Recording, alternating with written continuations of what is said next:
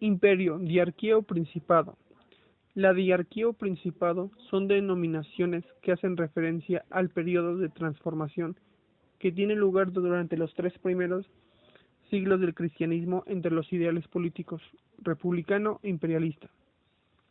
El principado lo que le caracteriza es el gobierno conjunto del príncipe y el Senado, con la esperanza de establecer la antigua república. El principado evidencia el proceso de centralización que comienza con la reivindicación del primo inter pares en todos los cargos de magistratura anteriormente dispersos y concluye con la ratio del mundo occidental a futuro.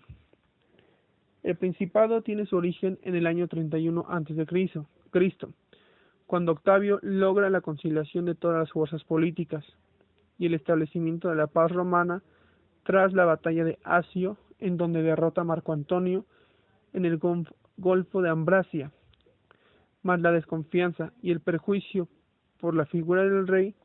Los gobiernos donde uno solo gobierna libremente obligaron a Octavio a buscar una manera alterna de hacerse del poder y principalmente de no enfrentarse directamente al Senado en Roma, pues Octavio, a diferencia de su tío Julio César, quien fue asesinado por el Senado tras derrocar a Pompeyo durante la crisis de la República, muestra más precauciones del control señorial y dio la apariencia de estar actuando con la intención de restaurar la República después de tantos enfrentamientos entre la clase aristocrática.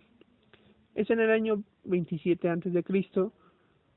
cuando Octavio, en un acto sumamente inteligente, devuelve las facultades que se le había dado con anterioridad para restaurar a Roma y para derrotar a Marco Antonio en Egipto, y fue el momento de entregarlas que pudo recuperarlas formalmente por la invitación del Senado.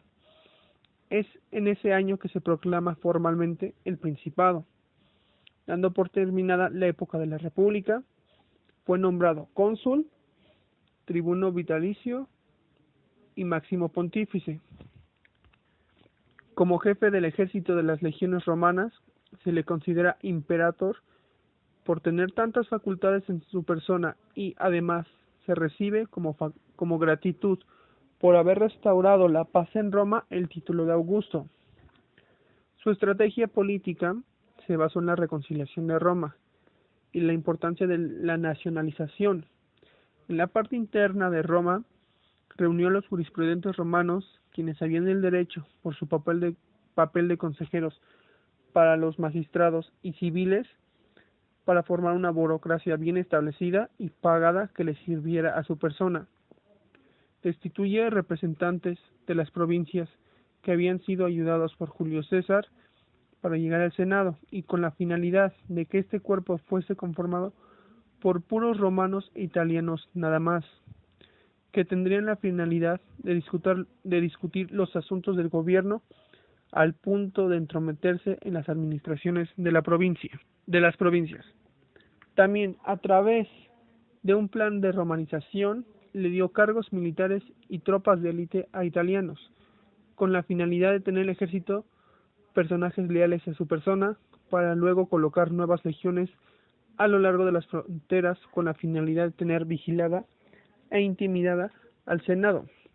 Y como último punto, creó la Guardia Pretoriana, que es un cuerpo policíaco encargado de proteger a Roma, que le sirvió como su ejército privado.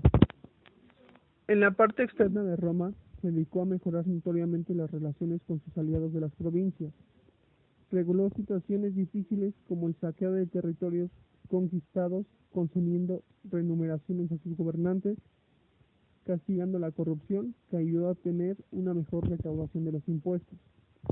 En términos generales, el Principado vivió 2 siglos de paz absoluta y un gobierno justo e ilustrado, gracias a las ideas nuevas de Octavio, tanto en la parte externa como interna de Roma. Pero aún así hubo descontento entre los senadores y ciudadanos con la nueva forma de gobierno traída por Octavio, pues habían dado cuenta que al final de todo no se restauró la república en ningún momento, sino que empezaban a asimilar mucho la idea de la monarquía con la idea del principado, especialmente con Octavio por reunir en su persona varios nombramientos que le daban mucho poder tanto militar como político.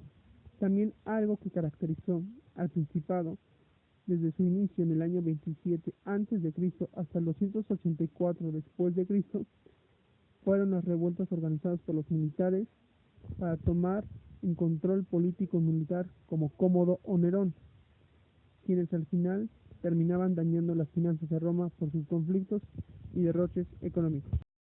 Esta abarca entre el 27 a.C. y el 84. Las viejas instituciones republicanas del Senado, los comicios y las magistraturas van a coexistir con la nueva organización del príncipe y su burocracia imperial. Al inicio del periodo, el príncipe y el Senado son los titulares de la potestas, y en contraste con el régimen electivo, honorario, gratuito, y son responsables de las magistraturas de la República. Existen nuevos funcionarios designados por la Autoritas Principi, que gozan de remuneración. Los nuevos cargos se desempeñan en funciones con carácter permanente y responden solamente a Augusto. El príncipe no es un rey, sino un ciudadano de Roma, que tiene todos los cargos públicos con carácter vitalicio. Como se trata de un principado y no de un reino, para la sucesión es necesaria la aprobación del Senado y del pueblo romano. La designación del príncipes se funda así en el doble principio del linaje y el mérito. Entre los nuevos funcionarios dependientes del príncipes destacan el Igati Augusti, que funge como protector de las legiones, el Praefectus Urbi, a quien está como suplente del príncipe, el Praefectus Anonae, que distribuye el trigo, y por último, el Praefectus Vigilium, que desempeña las funciones de la policía. El Senado continuó con su cargo vitalicio, y el nombramiento de los senadores recae solamente en el príncipe como primer ciudadano. Un punto importante es que la peste y el hambre trajeron consigo el descenso de la natalidad. En tiempos de Séptimo Severo, se devastó a tanto la población y las finanzas que hubo la necesidad de quitar un poco de plata de la moneda. El sentido de pertenencia y tradición del romano fue perdiéndose en la heterogeneidad de los provincianos y de los ciudadanos. El pueblo romano empezaba a envejecer y los germanos empezaban a ejercer su presión en las fronteras. El Principado corresponde con la etapa clásica del derecho romano del 30 a.C. al 230. Al comienzo de la nueva etapa de organización política se hizo el intento por restablecer el orden republicano, que hizo la legalización comercial. Una de las importantes fuentes son el Ius Civile. Después la opción legislativa pasó a los senadores y después pasó al príncipe como primer ciudadano entre los romanos. Lex Imperium Vespasini fue la última legislación votada en la Asamblea de Comiciales, con el propósito de su función en la instancia senatorial. Después, el Leges Datae son dadas por el príncipe con autorización del pueblo y en representación de éste. Los senadoconsultos alcanzan la potestas, son constitutivos del Ius Civile y no del Autoritas Patrum, que los caracterizaba desde el emperador Tiberio. El Senado comenzó a sustituir la actividad legislativa de los comicios en materias de derecho privado. Se fueron más a la centralización política con la decadencia del Senado consulto, confundiéndolos con el oratorio princeps. La jurisprudencia es tan